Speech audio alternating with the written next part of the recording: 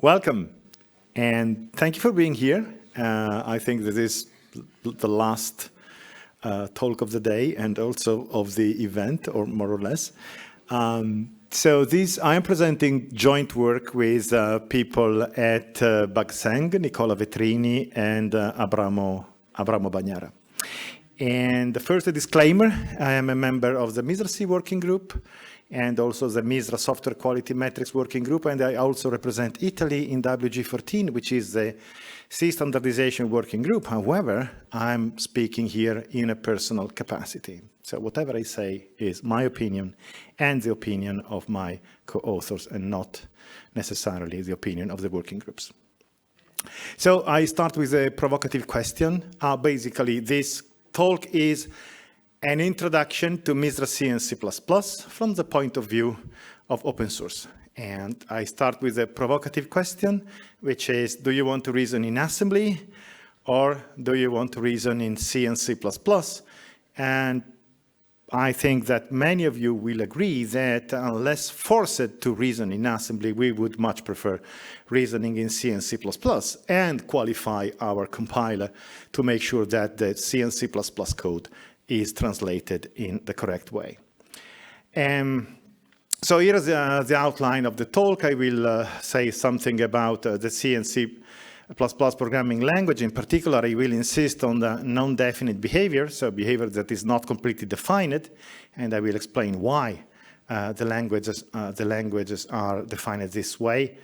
And so let's start. There are advantages, of course, big advantages. So for C and C++, we have C and C++ compiler for almost any processor of any size and any computational power.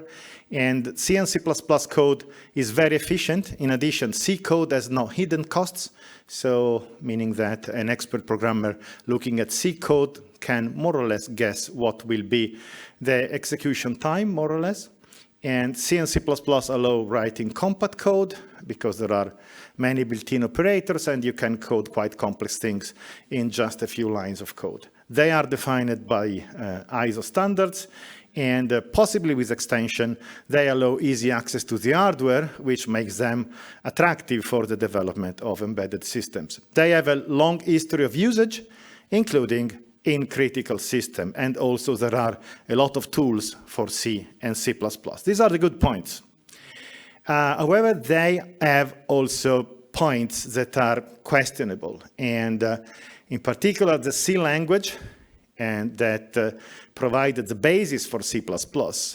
Well, WG14 in the charter, so the document explaining what is the purpose of WG14 is to make sure that the original spirit of the language is retained. And this is rendered here, but with words that are very similar of what we have in the official charter. Trust the programmer, let the programmer do anything, and speed is more important than portability. And many of these things are bad both for safety and security. And the problem, a good part of the problems of C, and partly inherited by C++, comes from the notion of behavior. Here I'm citing a quite old version of the C standard, C99. Behavior is something that is observable from outside the program. And so something that is not observable from the outside is not a behavior. For example, if I write in my program x equals x plus 1, I am incrementing x. Unless x is volatile, the compiler has no obligation to increment x wherever it is. Okay, the compiler may decide that I'm not using x afterwards, or that it may decide to increment it in a different place, or collapse this incrementation with some other operation. Okay, so this is, for this reason, there is the so-called as-if rule, which says that the compiler can do any transformation that preserves the observable behavior. And the observable behavior from the outside is not very much. It's access to volatile data and input-output operation, and that's all. All the rest the compiler can do anything with it. This is true in C, it's true in C++, it's true also in Rust, it's true in any language that admits an optimized compilation implementation. Because in this as-if rule, we have the vast majority of the opportunity for optimization of the compiler. So, and let's move to some of the behaviors that are non-defined in C and C++. The most dangerous thing is undefined behavior. Undefined behavior means that if you are using an erroneous program construct or are using it on erroneous data, then anything can happen. Literally anything can happen. So no requirement. The program may crash, and this might even be one of the most benign outcomes. It may exhibit erratic behavior of any kind. It may even format the hard disk. So this is what is said to people not getting it. It seems a bit too much, but why? How can I exclude that in this very moment, in this laptop? The code to format the hard disk is in memory. And then the program counter can jump just in that place. I cannot really exclude this. So what this means typically is that the compiler assumes that undefined behavior does not happen. And the language is defined in such a way that if compiler behavior happens, then the programmer has violated the contract, and there is no guarantee whatsoever. So there are around 190 undefined behaviors in C, and at least 80 in C++, just in the core language. In the libraries, there are more. When I say at least, I mean that the C++ standard is not very precise. So the C standard has appendices listing all the non-definite behavior. The C++, you have to find them in 2,000 and more pages of the standard. So the actual numbers are not easy to obtain. Okay, here is an example. So trying to write to a string literal, meaning a constant of type string, is undefined behavior. So here, some programmer, of course the example is made up, thought that 3 exclamation marks were a bit too much for hello, and so the programmer decided to write a terminator just after the first exclamation mark. Of course, this does not achieve the intended result, or maybe it does, but by chance. And the program can do just anything, okay? And why it can do anything? I don't know, maybe because the compiler is allowed to place string literals in read-only memory. And so in such an architecture, you try to write that you will have an harder exception, and from the point of view of the language, what happens following this harder exception is undefined. Then there is unspecified behavior, which is when there are 2 or more ways of implementing one thing, and the standard does not impose any requirement to which one is chosen. So one of the things is chosen, but not which one. I'll provide an example. There are 60 unspecified behaviors in C, and there is an unspecified number of unspecified behavior in C++, but if you search for unspecified in the C++ standard text, you will end up with 600 occurrences, which I didn't feel like classifying whether they were all different or some of them, but I guess it's in the hundreds. Here's an example. So when I call a function, when I do an arithmetic operation such as an addition, whether the left-hand side is executed first or the right-hand side is executed first, it's unspecified. So this program may print hello world, exclamation mark, or word, exclamation mark, hello blank. And an important thing is the standard imposes no requirement on any instance. So the compiler, I can change the program and compute hello plus word 5 times. The compiler has no obligation whatsoever of being consistent. It may compile the first instance for printing hello word, the second one for another thing, and also no guarantee whatsoever about which one is chosen. I may change just one option in the compilation. Maybe I activate debugging and the outcome changes. And then there is implementation-defined behavior. This is known by everybody, meaning everybody knows that in C, there are C and C++ implementation for 16-bit machines, for 32-bit machines. So the size of int is one of the implementation-defined aspects. There are 120 of them. Around 120, I think it's 121 in the latest edition of the C standard, and there are more than 300 in C++. Okay, so the question now is, why are C and C++ not fully defined? So the detractor, I don't know if it is English, of the language, they may say, oh, because WG14 and WG, the 20, C++, help me, I don't know, 21, 23? Okay, 21, they hate us. No, this is not the reason, okay?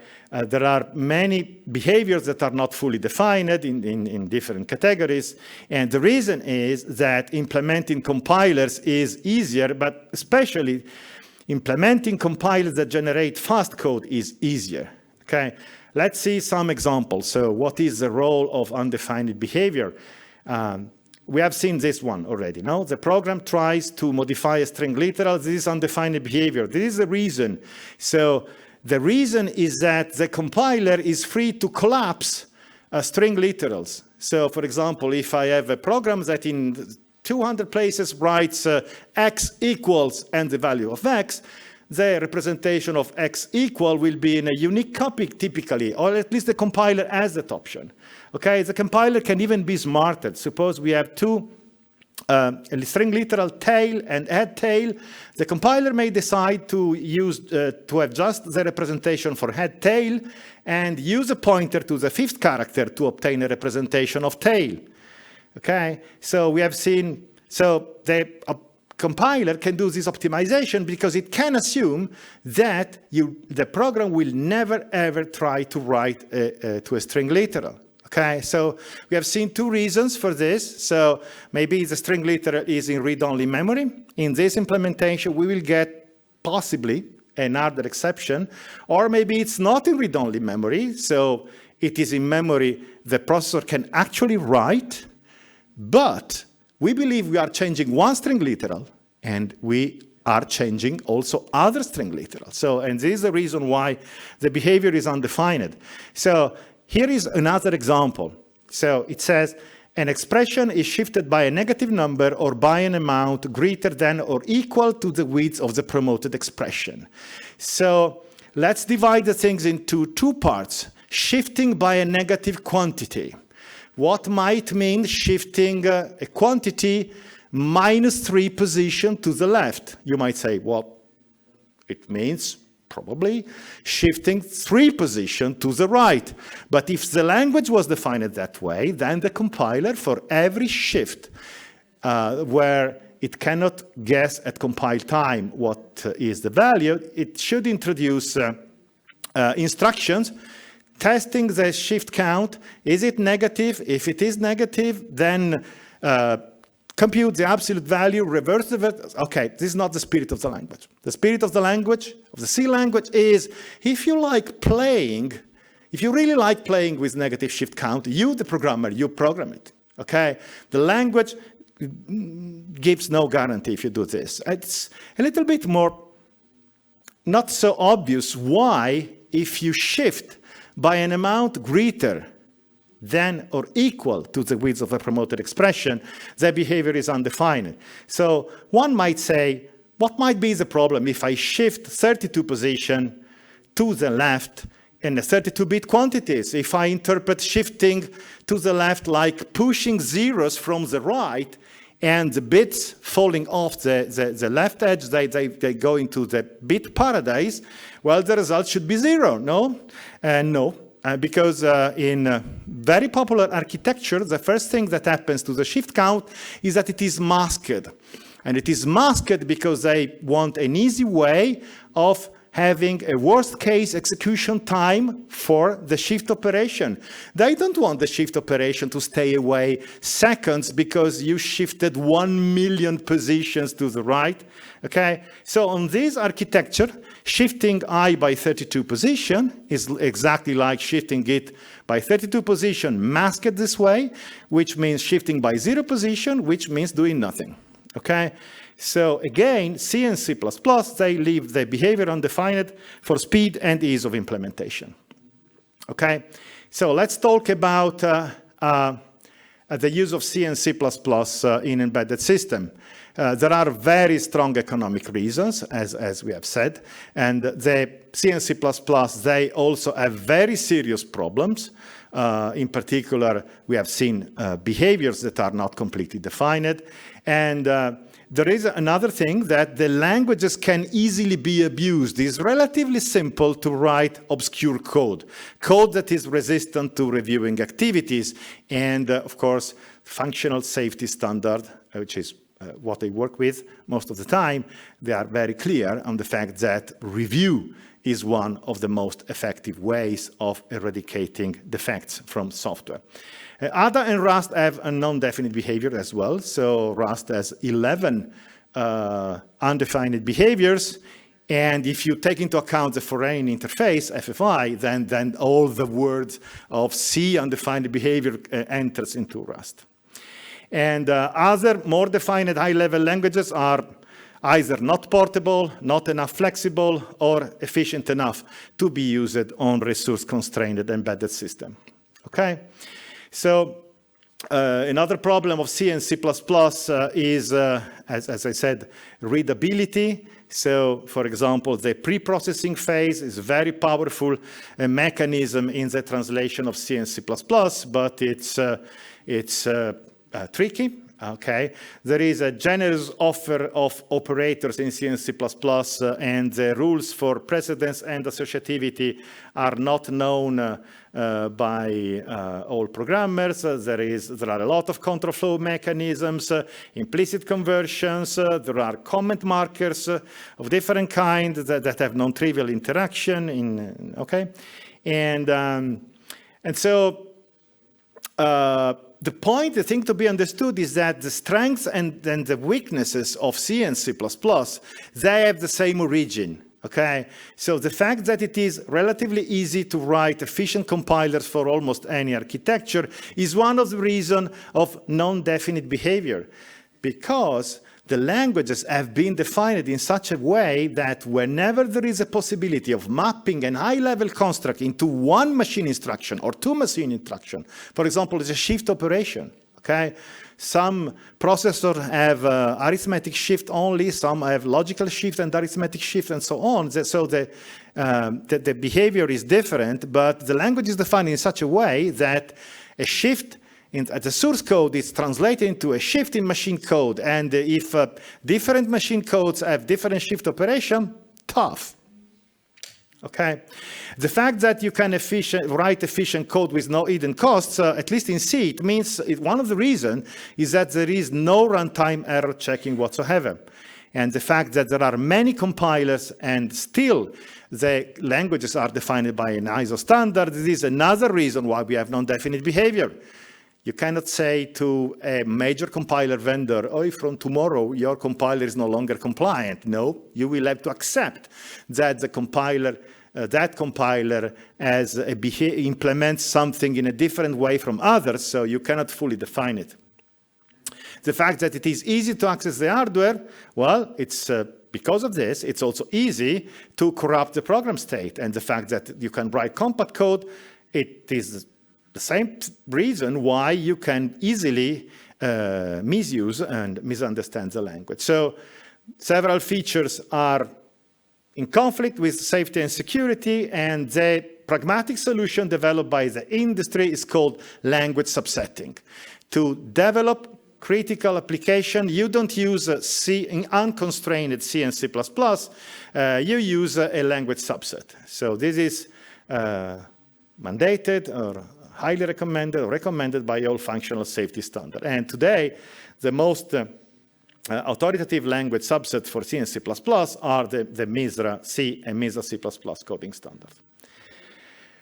Okay, so these standards are collections of guidelines, and that they have different categories. So the mandatory guidelines are, say, mandatory, so you cannot deviate. The required guidelines, you may decide to deviate, but then you have to have a formal deviation. Formal means written. That doesn't mean mathematically precise. It means written. And there are several guidelines that are advisory, and that meaning that they should be followed as far as it is reasonably practical. And there are also guidelines that are disapplied by default. For example, the infamous guideline saying you have to have a unique return at the end of the function in MISRA C 2025. Finally, it's been marked disapplied. So you are not required to comply with it, and you can use the superior early return pattern instead. So let me give you some small example of rules. So rule 1.1 says basically the program has to be written in C and following the C syntax and constraints, and shall not exceed the implementation translation limits. A compliant C compiler is a compiler that is able to compile at least one C program, and it has to obey to certain translation limits. So, for example, I'm going by heart, I may get it wrong. So in C99, I think that the compiler had to have an ability of compiling a switch statement with no more than 1,023 or 4 cases. Okay, so if you have a switch statement with more than that, the compiler has no obligation of doing anything, not even giving you a diagnostic. Okay, so that's why you need a tool to tell you. The compiler is not the right tool to tell you if you are exceeding a translation limit. You need a tool that has been designed exactly for this purpose. Okay. So another simple rule, because it has to do with comments, and many people might think, hey, what's wrong with comments? How can you do damage with comments? So here is an example, and the comments, they have an interaction, the / comment with the line splicing, which is the possibility offered by the language to have 2 physical lines of code be merged in a logical source line of code. So here the programmer simply wanted to express the fact that SRC is a directory. So and the poor guy was working on Windows, and so he or she used the \, but this is line splicing. So what will happen is that critical function will be part of the comment. It's not a function call anymore, and actually the compiler will, after the initial phases of translation, will not even see it. Okay. And another rule is rule 13.2 that is there to prevent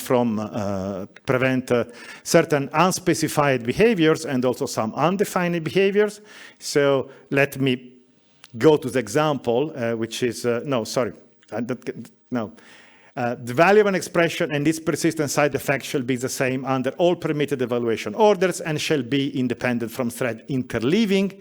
This prevents the majority of the sources of unspecified behavior plus some undefined behaviors.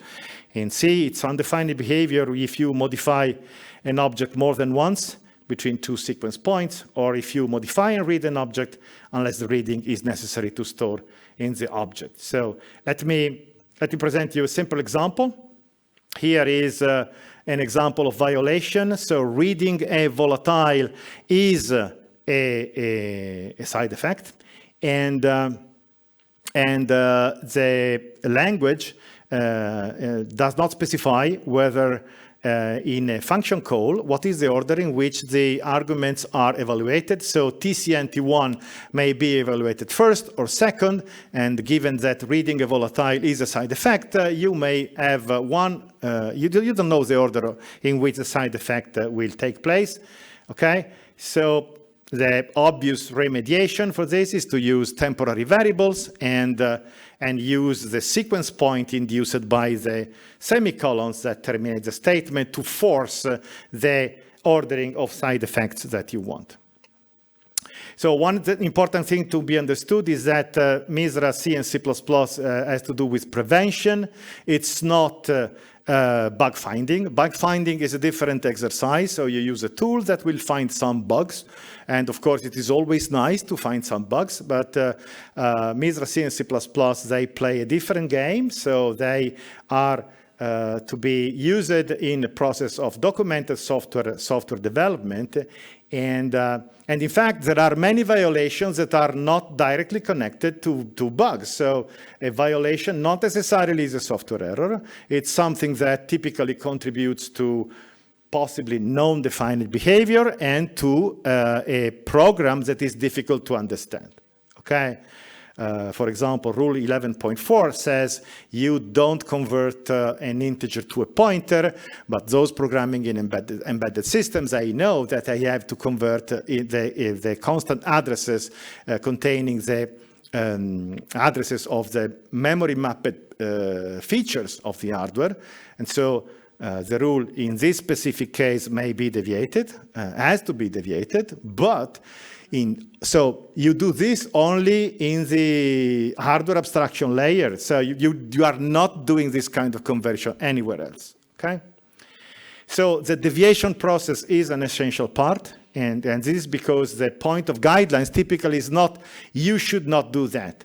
The point is, quite apart from some mandatory guidelines that are directly related to undefined behavior, but in the vast majority of guidelines, the point is, look, this is dangerous, okay? You can do it only if it is needed, if it is safe. Not only this, if your peer can immediately recognize that it's both needed and safe. Because if it takes half an hour of reasoning to understand that it is actually safe, well, you yourself, in a month from now, you will have to spend another half an hour to convince yourself that it was.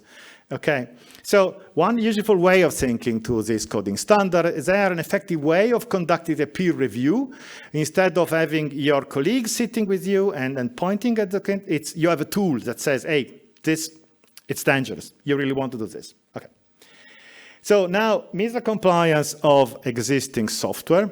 And so ideally, MISRA should be enforced on day 0 of a project. But this is typically not possible. And for very well-known reasons, and I'm not going into this, there is one reason, and that is open source software. So open source software is initiated by volunteers, typically. At some stage, the open source software is good enough that someone thinks, hey, this is good. Hey, this is so good, we may actually think using it for safety critical software or in critical system. At that time, you will have the requirement, you may have, depending on the industry sector you work with, the requirement of MISRA compliance. So I can skip this. So everybody knows why incorporating open source software in critical system. I see in the audience people that could teach me. Okay, but typically the lower layers are good candidates. I'm listing here all projects in which, to some degree, I'm associated with somehow. So trusted firmware, the Xen hypervisor project, the Zephyr real-time operating system, ELISA. Okay, so they all have to do with use of open source software in critical systems, and to different extents, they are all looking seriously at MISRA compliance. Okay. So I don't think I have the time to do this. So okay, there are challenges in qualifying open source software because the processes that typically are in place, in some cases they are very good, they are very strict. For example, Linux, I think that the processes they have are quite good. The processes in place in Xen are particularly good, and also in Zephyr. And okay, Okay, one of the obstacle, probably the virtuoso programming attitude, is one I ought to mention. So open source circles, they take pride in writing very clever code, and here there is a clash. So safety critical code has to be boring. It has to be obviously correct. Do this, and then you do this, and you do this. Okay, and every step should be verifiable. So can we achieve MISRA compliance of open source software at scale? So, and the short answer is yes. Of course, it's yes for high quality open source software, not for the random open. It's not just because it's open source. So, and and by we I mean not just myself, but at BUGSENG we have experience drawn from the following project. So Xen hypervisor, which is closest to the objective among all the others, meaning it's almost MISRA compliant, and we have worked with them a lot. Zephyr real-time operating system, in my opinion, is second in line. Trusted firmware is not looking for complete MISRA compliance, so partial compliance. And Linux is our, meaning BUGSENG, most ambitious project. And in all such projects, Eclair, which is our static analysis platform, is used to monitor MISRA compliance, and there is a reason, okay? And then you can go for all these projects, you can go to the Xen GitLab infrastructure, or in the OpenCI infrastructure, or you can go to the eclairit.com website, and you will see the result of analysis of all these projects, for which certain features of Eclair were essential. So about Xen, Xen is targeting software safety certification for ISO 26262, ASIL-D, and IEC 61508 Systematic Capability 3. And we have worked with them under AMD funding to resolve a lot of MISRA violations they had, and to justify them. So 120 guidelines, all the guidelines of MISRA C were discussed with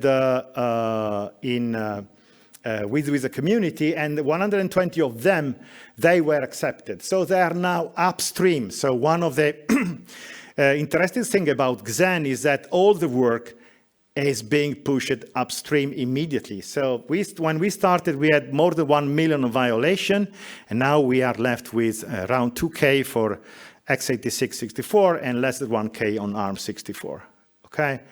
And so Xen does not have any unjustified violation for 98 of the 120 guidelines, and regression are checked at every commit with the Eclair in continuous integration. So for the remaining violation, they are work in progress. So we have written a paper on this. The interesting thing is that the safety concept, including the MISRA compliance effort, has been completed and approved in November 2024. For Zephyr, Zephyr aligns to a coding guideline which is based on MISRA C, and Eclair will be used to automatically detect violation and regression at every pull request. In 2022, we participated to a work that resulted into the application of many patches, reducing the initial 500,000 violation to less than 10K. There have been talks in this conference, so the branch where we did this work is being merged with the mainline. And for Linux, okay, for Linux, at BUGSENG, we are analyzing Linux since our foundation, basically. So, okay, we are doing a static analyzer for C. Let's choose some projects to analyze. So, and we started with Linux, okay? And so this is a work that is very interesting, and it is, we are so proud of it, and we are bringing it forward in this very moment just by ourselves, because also it shows to what extent the MISRA coding standard, they are flexible. So we are not faking it, okay? We are doing things in the spirit of MISRA, okay? Fully in the spirit of MISRA by tailoring the guidelines. So the tailoring thing has been published in a paper that was presented last year at Embedded World, and I presented some initial results of this effort where we tailored the MISRA guidelines for Linux in Berlin last month, and an update will be presented at the ELSA symposium in Göttingen next month. And if anyone is wishing to join the effort, well, be our guest. So I think it's very interesting. So how is this done? This is done by what we now call, after the experience we made, first in Zephyr, then in Xen, and then in Linux now, by using what we call the 3 T's. So one is training. One of the essential things for the success we had in Xen was training of the maintainers. So we had a thorough training course involving all the maintainers. And the maintainers now have all the knowledge and also now the experience to judge about pull request for MISRA compliance and doing it the right way. The other thing is the tailoring, okay? You don't want to change a lot of code. So, as I said, the spirit of MISRA is, look, this is dangerous. Are you sure it is safe? And typically, high quality open source project, they are sure it is safe. So it's just a matter of encoding the reason why they are sure into a tailoring of the MISRA guideline. Okay, and then the next step is tooling. So if you have the tailoring, but the tool you are using for static analysis is not flexible enough to accommodate this tailoring, how can you do it? So you cannot afford seeing again 20,000 violation because the tool doesn't support the tailoring. The tool has to be flexible. It has to support a powerful deviation mechanism. Okay, so I'm running out of time, so I wanted to present some example of tailoring. So one is Rule 10.1 that has mixed responsibilities. Some responsibilities have to do with non-definite behavior, and other is for possible developer confusion. Okay, so we separate the two things. The developer confusion, we take them out, and we apply a tailoring of Rule 10.1 where we only care about the non-definite behavior. And for the rest, every community will have its argument, no, our developers will not be confused by this, okay? Our developers will not be confused if they see if P to mean, I want to know if the pointer is not null. And so we don't force them to write if P different from null, okay, as the MISRA guideline would require. Okay, I skipped this. Another thing is kconfig. So many projects from the Linux tradition, they use, they don't want to use this to exclude code from a configuration, the preprocessor, okay? Whereas MISRA asks to use the preprocessor because in this way you can have hard guarantees that extraneous code will not end up in the device. You don't want extraneous code in the device. Whereas this project, including Linux, Zephyr, and Xen, they don't want to do this. They want to do this, okay? So a tailoring is possible.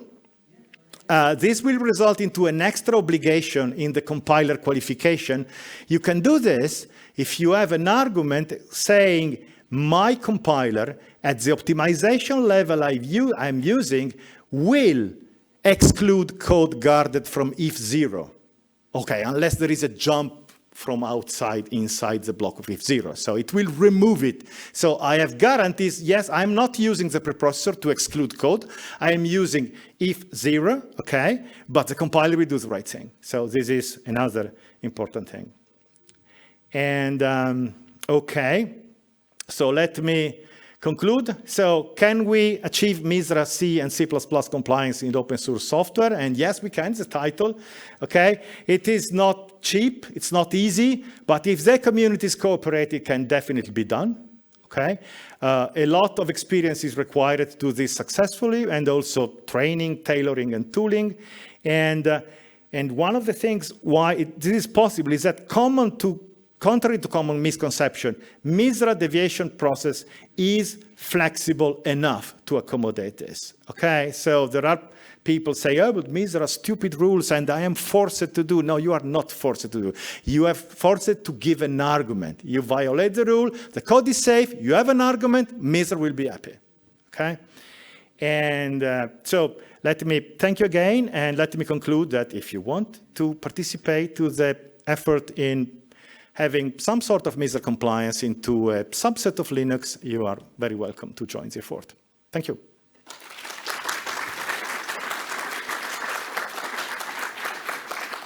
I don't know, I think we are out of time, but if there is a quick question, I would be happy to, yeah.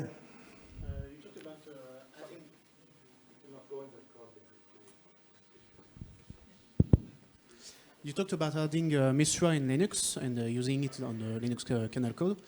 Is there plans to have a MISRA-like standard for other kind of languages, mainly Rust, since it's part now of the Linux kernel code? Rust, you see? Okay. So at Linux, at Embedded World this year, we presented a paper about the initial ingredient for a possible MISRA Rust coding standard. Okay, so MISRA doesn't have yet decided to have a MISRA Rust coding standard, but people from BUGSENG and from Perforce, we wrote this paper together with the initial ingredient of that could constitute the basis of a MISRA Rust coding standard. Is there plans for also other programming languages? Not that I know. Okay. Okay, any other question? Yes? Just a curiosity question, you mentioned some of the projects you are working, like Linux, Xen, and Zephyr. Yeah. Is there any like a project you are working also for libraries in C and C++ which are MISRA compliance, like glibc, uclibc, or are you targeting also any C library which will be MISRA compliant? So the MISRA guidelines, they cover also the C standard library, if this is what you mean. No, okay. Like, I mean, like, is there any way, like, there are open source libraries available, like glibc or Yeah. uclibc, but they are not, like, fully MISRA compliant. Okay, okay. So okay. are there any effort or project where you are trying to have like a C library, which is, we can say, oh, I can use this library in my project if my code is compliant and this library is also compliant? Okay. So the answer is has two parts. So first part, MISRA compliance does not concern the standard library, the implementation of the standard library of the language. So you have not any obligation of do anything with the standard library. It is assumed by MISRA that the library comes with the compiler. It's part of the implementation, and also a part of the standard library is not even written in C. It's not even required to be written in C. There's one part of still. There are projects that need to qualify the library, okay? And so, yeah, we are doing work on this, in particular with Solid Sense. We are doing work on the qualification of a certain version of the C++ standard library for use in aerospace applications. So it is something that you may want to do, but if you want to, for example, if you want to qualify Linux, you need not address the MISRA violation in the standard library implementation. Well, my question was more like user space application. I write like a user space application. My application is MISRA compliant. Let's say I follow the rules, but I use some standard library. You can. Yeah, and then MISRA does not want, like their rules does not obey that if it's a safety critical and use The MISRA guidelines are not meant to extend to the implementation of the standard library. You may want to do it for other reasons, because you maybe don't have enough trust in the fact that your implementation is sound, and you may use MISRA compliance for this. But when you are qualifying your user code, your code has to be MISRA compliant, but the violations that are in the, for example, in the header files of the standard library, they don't concern you. Okay? Test. I would like to ask about the tooling, because you have your own tool, Eclair. Yeah. But is it open source? It's not open source. It is not open source. So, No. but it is at least a free use. It is Not even. not even that. So that's a problem for the open source projects. Yeah, I don't know. But And because in you this, have to pay the bill somehow. In this, I understand. In this field, in the static analysis field, there are many tools that are proprietary tools, right? It is your competitors; they also have proprietary tools, I think. Yes. So it is like it is difficult for open source projects to adopt this standard, because Well, no, it's easy. You just but I'm not the right person to answer this. But you can talk to the Xen people, to the Zephyr people. Because it was your initiative in that case. For Linux, it's entirely our initiative. In the other case, we were, say, hired by AMD and the Xen, the Xen people. I understand, yes.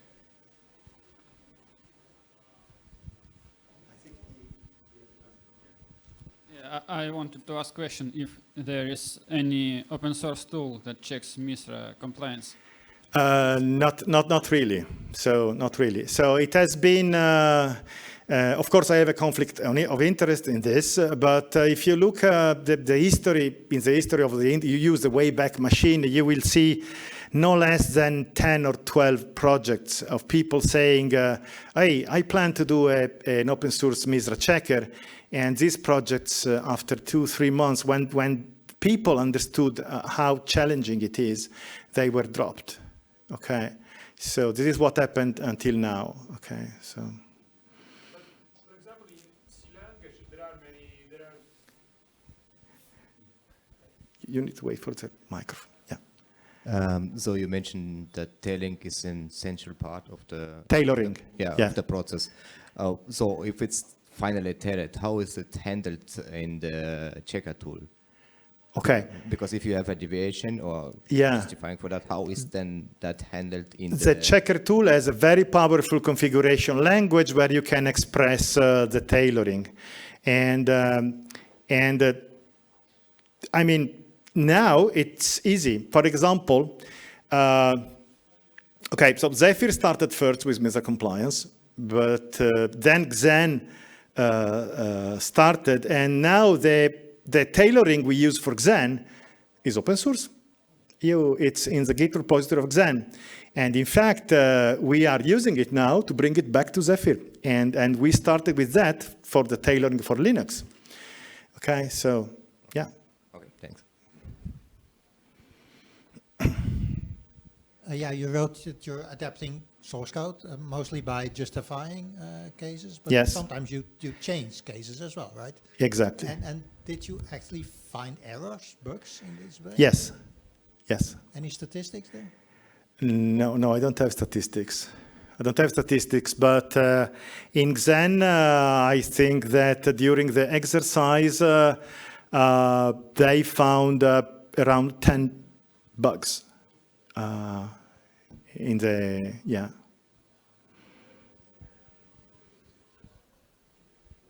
Still on the tooling, because Silang now has, I think, the sanitizers, right? Yeah. So there are some tools that are, maybe they are similar, but they are, can you explain the difference and the similarities and the difference?